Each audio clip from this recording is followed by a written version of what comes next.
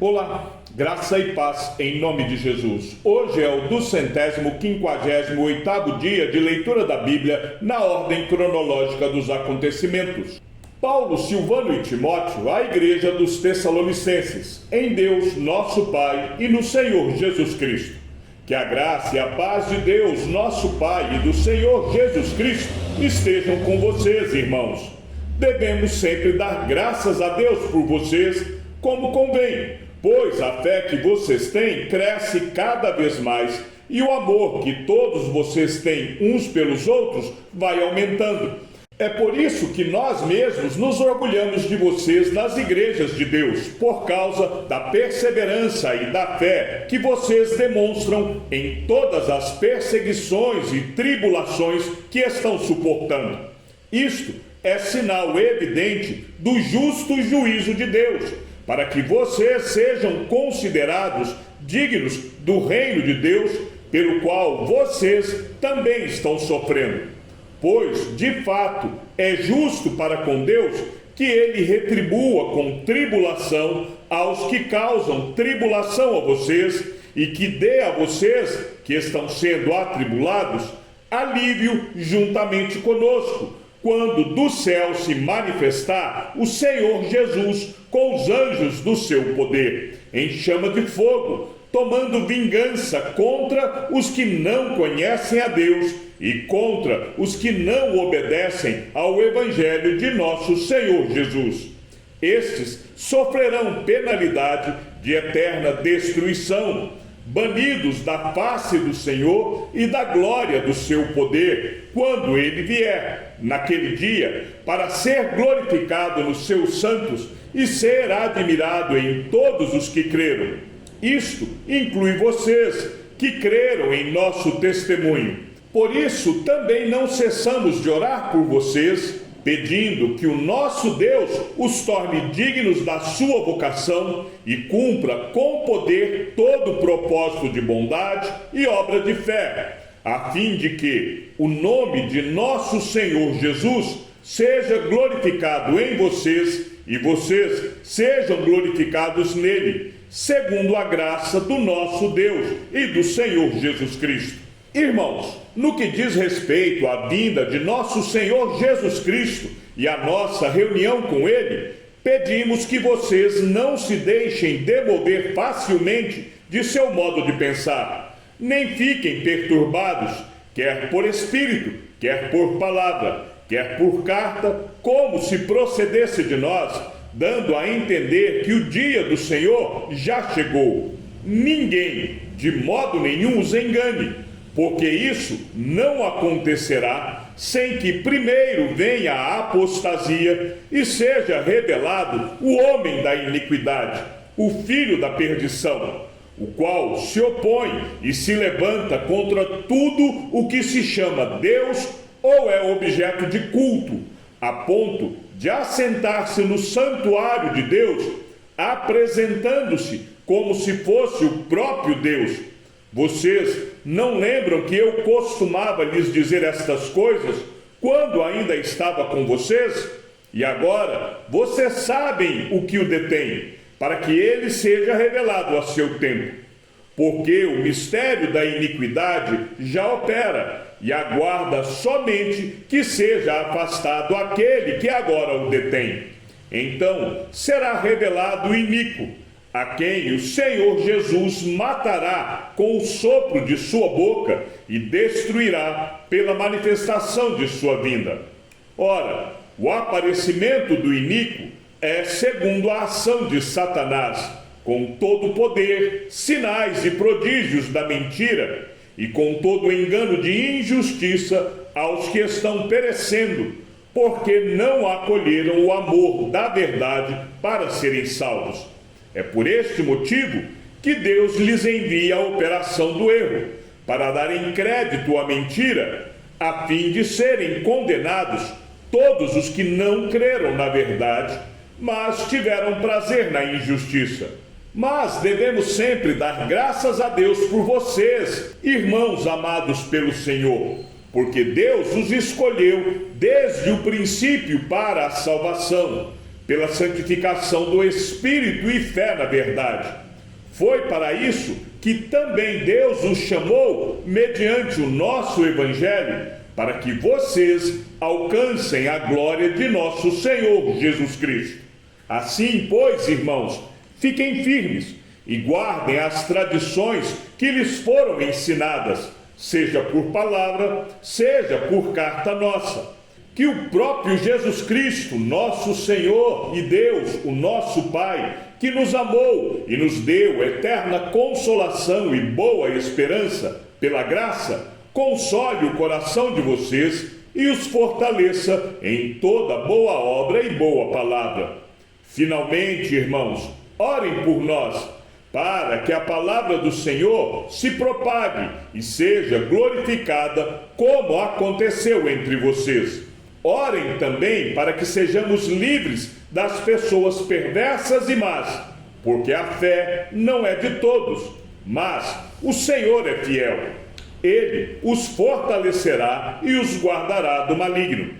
Temos confiança no Senhor quanto a vocês, de que não só estão praticando as coisas que lhes ordenamos, como também continuarão a fazê-las.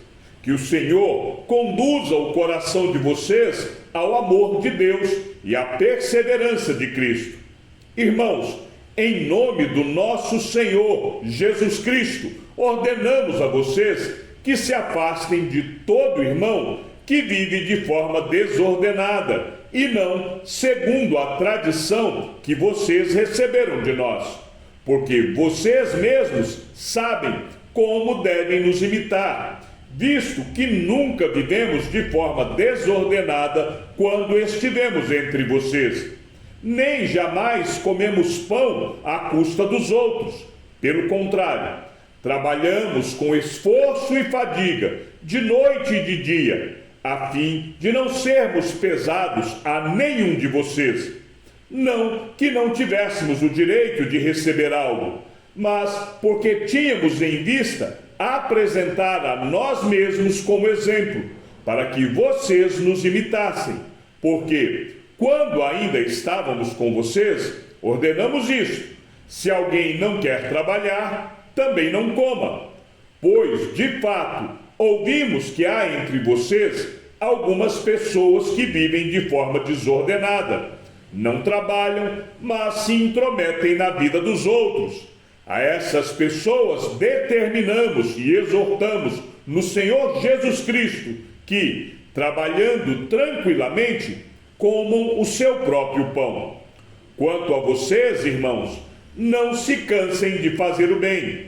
Caso alguém não obedeça à nossa palavra dada por esta carta, vejam de quem se trata e não se associem com ele, para que fiquem envergonhados. Contudo, não o tratem como inimigo, mas admoestem-no como irmão. Que o Senhor da paz, Ele mesmo, dê a vocês a paz sempre e de todas as maneiras. O Senhor esteja sempre com vocês. A saudação é de próprio punho. Paulo. Este é o sinal em cada carta. É assim que eu assino. A graça de nosso Senhor Jesus Cristo esteja com todos vocês. Paulo ficou ainda muitos dias em Corinto. Por fim, despedindo-se dos irmãos, navegou para a Síria, levando em sua companhia Priscila e Áquila. Antes de embarcar, rapou a cabeça em Cencreia, porque tinha feito um voto. Quando chegaram a Éfeso, Paulo deixou ali Priscila e Áquila. Ele, porém, entrando na sinagoga, pregava aos judeus. Pediram-lhe que ficasse mais algum tempo, mas Paulo não quis. Ao se despedir, disse: se Deus quiser, virei visitá-los outra vez. E embarcando, partiu de Éfeso. Chegando a Cesareia, foi logo para Jerusalém. E tendo saudado a igreja, seguiu para Antioquia. Havendo passado ali algum tempo, saiu, atravessando sucessivamente a região da Galácia e Frígia, fortalecendo todos os discípulos. Nesse meio tempo, chegou a Éfeso um judeu, natural de Alexandria, chamado Apolo, homem eloquente e poderoso nas Escrituras. Ele era instruído no caminho do Senhor e, sendo fervoroso de espírito, falava e ensinava com precisão a respeito de Jesus, conhecendo apenas o batismo de João. Apolo começou a falar ousadamente na sinagoga. Quando Priscila e Áquila o ouviram falar, levaram-no consigo e com mais exatidão lhe expuseram o caminho de Deus. Quando ele resolveu percorrer a Acaia, os irmãos o animaram e escreveram aos discípulos para que o recebessem bem. Tendo chegado, Apolo auxiliou muito aqueles que, mediante a graça, haviam crido, porque com grande poder convencia publicamente os judeus, provando, por meio das Escrituras, que Jesus é o Cristo. Aconteceu que, enquanto Apolo estava em Corinto, Paulo, tendo passado pelas regiões mais altas, chegou a Éfeso. Encontrando ali alguns discípulos, perguntou-lhes: vocês receberam o Espírito Santo quando creram? Ao que eles responderam: pelo contrário, nem mesmo ouvimos que existe o Espírito Santo. Paulo perguntou: então, que batismo vocês receberam? Eles responderam: o batismo de João. Paulo explicou: João realizou o batismo de arrependimento, dizendo ao povo que cresce naquele que viria depois dele, a saber, em Jesus. Eles, tendo ouvido isto, foram batizados no nome do Senhor Jesus. E quando Paulo lhes impôs as mãos, o Espírito Santo veio sobre eles, e tanto falavam em línguas como profetizavam. Eram ao todo uns 12 homens. Durante 3 meses, Paulo frequentou a sinagoga, onde falava ousadamente, discutindo e persuadindo a respeito do reino de Deus. Mas, como alguns deles se mostravam teimosos e descrentes, falando mal do caminho diante da multidão, Paulo se afastou deles e, levando consigo os discípulos, passou a falar diariamente na escola de Tirano. Paulo fez isso durante 2 anos, de modo que todos os habitantes da província da Ásia ouviram a palavra do Senhor, tanto judeus como gregos. Deus, pelas mãos de Paulo, fazia milagres extraordinários, a ponto de levarem aos enfermos lenços e aventais do seu uso pessoal, diante dos quais as enfermidades fugiam das suas vítimas e os espíritos malignos se retiravam. E alguns judeus exorcistas ambulantes tentaram invocar o nome do Senhor Jesus sobre pessoas possuídas de espíritos malignos, dizendo: ordeno que saiam pelo poder de Jesus, a quem Paulo prega. Os que faziam isto eram 7 filhos de um judeu chamado Seba, sumo sacerdote. Mas o espírito maligno lhes respondeu: conheço Jesus e sei quem é Paulo, mas vocês quem são? E o possuído do espírito maligno saltou sobre eles, dominando a todos, e de tal modo prevaleceu contra eles que, nus e feridos, fugiram daquela casa. Este fato chegou ao conhecimento de todos os moradores de Éfeso, tanto judeus como gregos. Veio temor sobre todos eles, e o nome do Senhor Jesus era engrandecido. Muitos dos que creram vieram confessando e denunciando publicamente as suas próprias obras. Também muitos dos que haviam praticado magia, reunindo os seus livros, os queimaram diante de todos. Calculado o valor dos livros, verificaram que chegava a 50.000 denários. Assim a palavra do Senhor crescia e prevalecia poderosamente, produzindo fruto e crescendo em todo o mundo. Epafras, fiel ministro de Cristo, vai para Colossos, prega o Evangelho e eles entendem a graça de Deus na verdade. Depois destas coisas, Paulo resolveu no seu espírito ir a Jerusalém, passando pela Macedônia e Acaia. ele dizia: depois de passar por Jerusalém, preciso ir também a Roma. Tendo enviado a Macedônia 2 daqueles que o ajudavam, a saber, Timóteo e Erasto, permaneceu algum tempo na província da Ásia. Paulo, chamado pela vontade de Deus para ser apóstolo de Cristo Jesus, e o irmão Sóstenes, a igreja de Deus que está em Corinto, aos santificados em Cristo Jesus, chamados para ser santos, com todos os que em todos os lugares invocam o nome de nosso Senhor Jesus Cristo, Senhor deles e nosso. Que a graça e a paz de Deus, nosso Pai, e do Senhor Jesus Cristo estejam com vocês. Sempre dou graças ao meu Deus por vocês, por causa da graça de Deus que foi dada a vocês em Cristo Jesus. Porque em tudo vocês foram enriquecidos nele, em toda a palavra e em todo o conhecimento, assim como o testemunho de Cristo tem sido confirmado em vocês, de maneira que não lhes falta nenhum dom, enquanto aguardam a revelação de nosso Senhor Jesus Cristo. Ele também os confirmará até o fim, para que vocês sejam irrepreensíveis no dia de nosso Senhor Jesus Cristo. Fiel é Deus, pelo qual vocês foram chamados à comunhão de seu Filho, Jesus Cristo, nosso Senhor. Irmãos, pelo nome de nosso Senhor Jesus Cristo, peço-lhes que todos estejam de acordo naquilo que falam e que não haja divisões entre vocês.